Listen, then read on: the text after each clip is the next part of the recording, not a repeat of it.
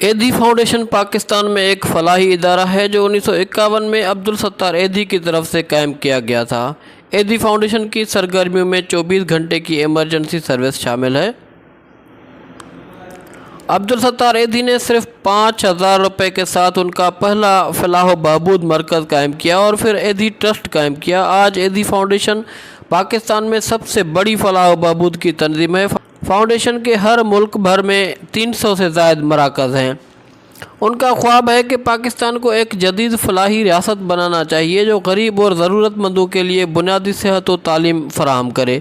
Edhi trust کے مقاصد میں جہالت کو کم کرنا، خاندانی منصوبہ بندی کو عوام میں متعارف کروانا اور بنیادی صفائی کے اصولوں کو پھیلانا ہے۔ 1985 میں انہوں نے پاکستانی حکومت کی طرف سے نشان امتیاز حاصل کیا اور ملک بھر میں ان کی خدمات کو سراہا گیا۔ اس کے علاوہ انہیں فلپائن کی حکومت کی طرف سے بھی ان کی فلاح و خدمات کے صلے میں ایک ایوارڈ ملا ہے۔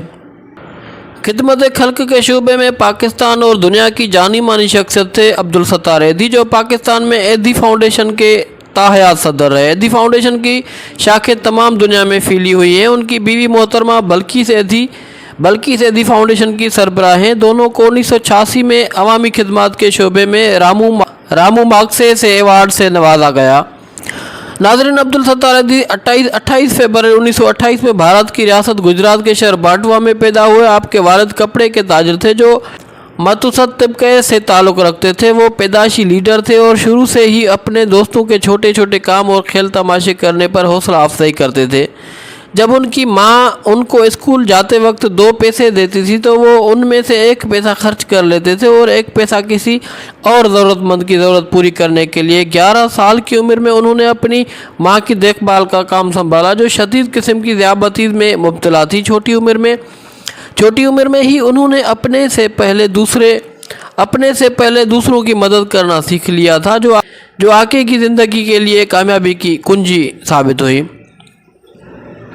ناظرین، 1947 میں تقسیم ہند کے بعد ان کا خاندان بھارت سے ہجرت کر کے پاکستان آیا اور کراچی میں آباد ہوئے۔ 1951 میں آپ نے اپنی جمع پونجی سے ایک چھوٹی سی دکان خریدی اور اسی دکان میں آپ نے ڈاکٹر کی مدد سے چھوٹی سی ڈسپنسری کھولی جنہوں نے ان کو طبی امداد کی بنیادی باتیں سکھائی۔ اس کے علاوہ آپ نے یہاں اپنے دوستوں کو تدریسی کی طرف بھی راغب کیا۔ آپ نے سادہ طرز زندگی اپنایا اور ڈسپنسری کے سامنے بینچ پر ہی سو لیتے تھے تاکہ بوقت ضرورت فوری طور پر مدد کو پہنچ سکے۔ 1957 میں کراچی میں بہت بڑے پیمانے پر فلو کی وبا پھیلی جس پر ایدھی نے فوری طور پر رد عمل کیا۔ انہوں نے شہر کے نواح میں خیمے لگوائے اور مفت مدافعتی ادویہ فراہم کی۔ مخیر حضرات نے ان کی دل کھول کر مدد کی اور ان کے کاموں کو دیکھتے ہوئے باقی پاکستان نے بھی امدادی رقم سے انہوں نے وہ پوری عمارت خرید لی جہاں ڈسپنسری تھی اور وہاں ایک زچگی کے لیے سینٹر اور نرسوں کی تربیت کے لیے اسکول کھول لیا اور یہی ایدھی فاؤنڈیشن کا آغاز تھا۔ ناظرین، آنے والے سالوں میں ایدھی فاؤنڈیشن پاکستان کے باقی علاقوں تک بھی پھیلتی گئی۔ فلو کی وبا کے بعد ایک کاروباری شخصیت نے ایدھی کو کافی بڑی رقم کی امداد دی جس سے انہوں نے ایمبولینس خریدی جس کو وہ خود چلاتے تھے۔ آج ایدھی فاؤنڈیشن کے پاس 600 سے زیادہ ایمبولینس ہیں جو ملک کے طول و عرض میں پھیلی ہوئی ہیں۔ کراچی اور اندرون سندھ میں امداد کے لیے وہ خود روانہ ہوتے ہیں اور حادثات پر رد عمل میں کی رفتار اور خدمات میونسپل کی خدمات سے کہیں زیادہ تیز اور بہتر ہے۔ ہسپتال اور ایمبولینس خدمات کی علاوہ ایدھی فاؤنڈیشن نے کلینک، زچگی گھر، پاگل خانے، معذوروں کے لیے گھر، بلڈ بینک، یتیم خانے، لاوارث بچوں کو گود لینے کے مراکز، پناہ گاہیں اور اسکول کھولے ہیں۔ اس کے علاوہ یہ فاؤنڈیشن نرسنگ اور گھرداری کی کورس بھی کراتے ہیں۔ ایدھی مراکز کی ایک خصوصیت یہ بھی ہے کہ ہر ایدھی مرکز کے باہر بچہ گاڑی کا اہتمام ہے تاکہ جو عورت بچے کی دیکھ بھال نہیں کر سکتی اپنے بچے کو یہاں چھوڑ کر جا سکے۔ اس بچے کو ایدھی فاؤنڈیشن اپنے یتیم خانے میں پناہ دیتی ہے اور اس کو مفت تعلیم دی جاتی ہے۔ فاؤنڈیشن نے صرف پاکستان میں نہیں بلکہ بین الاقوامی سطح پر بھی ترقی کی ہے۔ اسلامی دنیا میں ایدھی فاؤنڈیشن ہر مصیبت اور مشکل وقت میں اہم مدد فراہم کرتی ہے۔ جہاں امداد اور نگرانی ایدھی بذات خود متاثر ملکوں میں جا کر کرتی ہے۔ پاکستان کے علاوہ فاؤنڈیشن جن ممالک میں کام کر رہی ہے ان میں سے چند نام Afghanistan, Iraq, Chechnya, Bosnia, Sudan, Ethiopia اور قدرتی آفت سماٹرا، انڈمان کے زلزلے، سونامی سے متاثرہ ممالک ہیں۔ 16 अगस्त 2006 को बल्किस एदी और कुबरा एदी की जानिब से एदी इंटरनेशनल एम्बुलेंस 16 अगस्त 2006 को बल्किस एदी और कुबरा एदी की जानिब से एदी इंटरनेशनल एम्बुलेंस फाउंडेशन के क़याम का ऐलान किया गया, जिसके तहत दुनिया के अमीर या गरीब हो या दुनिया का कोई भी मुल्क हो, अमेरिका, यूके, इसराइल, शाम, ईरान, भारत, बांग्लादेश हो, में ये एम्बुलेंस बतौर अतिया दी जा रही है और उन्हें हिदायत की गई है कि वो उन एम्बुलेंस को 5 साल तक इस्तेमाल करने के बाद फ़रोख्त करके उसकी रकम खैराती कामों में इस्तेमाल करें। बेगम बल्किस एदी और कुबरा एदी ने इस मौके पर कहा कि वो दुनिया का अमीर या गरीब मुल्क हो, वहाँ का मरीज़ ही होता है। एम्बुलेंस का मकसद इंसानों की जानें बचाना होता है और हमें इस बात की खुशी होगी कि एदी इंटरनेशनल एम्बुलेंस फाउंडेशन की एम्बुलेंस दुनिया भर में इंसानों की जानें बचाएं, ख्वाह वो लंदन, न्यूयॉर्क, टोक्यो, बेरूत और दमिश्क हो।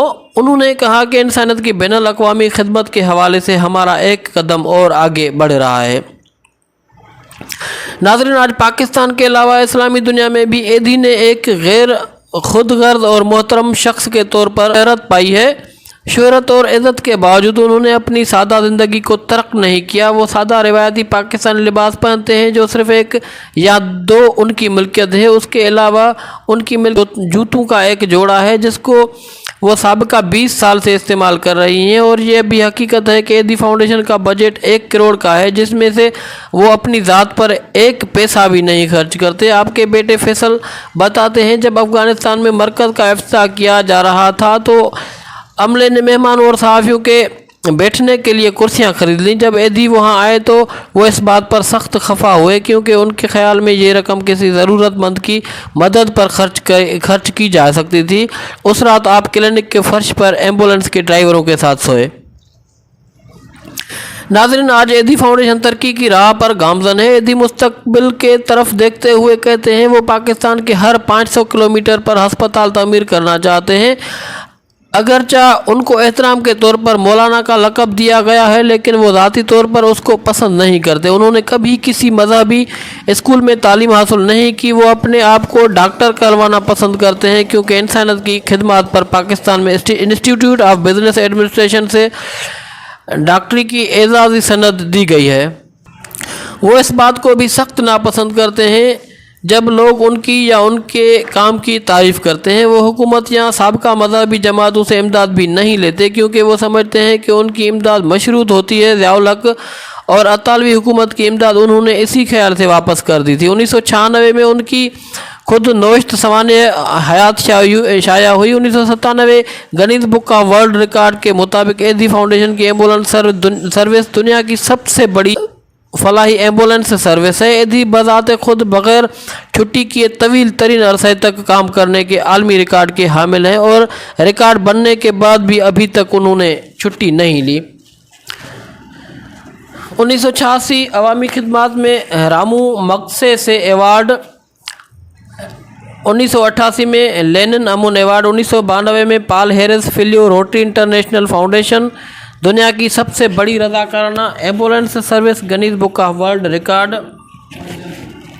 हमदान एजाज़ बराए उमूमी तिबी खिदमत, बैनुल अक़वामी बलजान एजाज़, institute of business administration Karachi की जानिब से एजाज़ी डायरेक्टर डिग्री यूनिस की मंतजीत संग एवार्ड, अहमदिया मुस्लिम अमन एजाज़, college of physicians and surgeons Pakistan की तरफ से सिल्वर जुबली शील्ड, हुकूमत सिंध की जानिब से समाजी खिदमतगार बराए बर सगीर का एजाज़, निशान इम्तियाज़ हुकूमत पाकिस्तान का एक आला एजाज़, हुकूमत पाकिस्तान के महकमा सिंध और महकमा सेहत और समाजी बहबूद की जानिब से बेहतरीन खिदमत का एवाज़, पाकिस्तान सिविक सोसाइटी की जानिब से पाकिस्तान सिविक एजाज़, पाक फौज की जानिब से एजाज़ी shield, Pakistan academy of medical sciences की जानिब से एजाज़ी खिदमत, पाकिस्तानी इंसानी हुकूक मुआशरे की तरफ से इंसानी हुकूक एजाज़, 26 मार्च 2005 आलमी मेमन तंजीम की जानिब से लाइफ टाइम अचीवमेंट एजाज़ शामिल हैं। नाज़रीन, 8 जुलाई 2016 को अब्दुल सत्तार एदी को शाम 5 बजे मुनफिसा पर रखा गया और रात 11 बजे वो गुर्दों के काम छोड़ जाने के बाद 88 साल की उम्र में इंतकाल कर गए। उन्होंने वफ़ात से कबल ये वसीयत की थी कि उनकी दोनों आँखें ज़रूरतमंदों को अतिया कर दी जाए। नाज़रीन, इस तरह की मज़ीद वीडियोज़ के लिए हमारा यूट्यूब चैनल सब्सक्राइब करें।